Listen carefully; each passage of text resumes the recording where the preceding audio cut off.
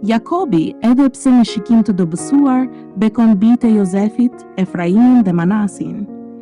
Jozefi dëshironte që bekimin më i madh t'i jepej Manasit, sepse ai ishte i paralinduri. Por Jakobi vendos dorën e djathtë mbi kokën e Efraimit, më të voglit, dhe e bekon atë. Kjo tregon se bekimi i Jakobit nuk erdhi nga gjykimi i tij njerëzor apo nga rendi njerëzor, por nga udhëheqja e Perëndisë.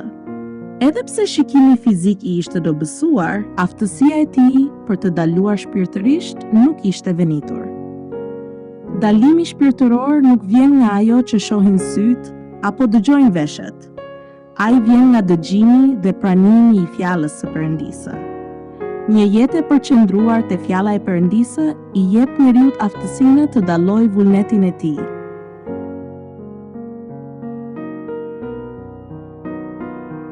Jakobi lutet që mbrojtja dhe udhëheqja që Perëndia i kishte dhënë atij gjatë të gjithë jetës, të ishin gjithashtu mbi Efraimin dhe Manasin. Ai besonte se Perëndia që kishte vepruar në jetën e tij, do të vepronte njësoj edhe në jetën e bijve të Jozefit.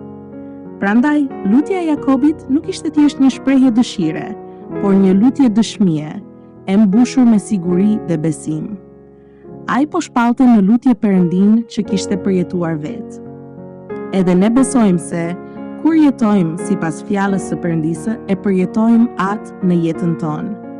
Dhe ky besim, i lindur nga përvoja personale me Perëndin, bëhet një siguri e patundur që u transmetohet brezave të ardhshëm.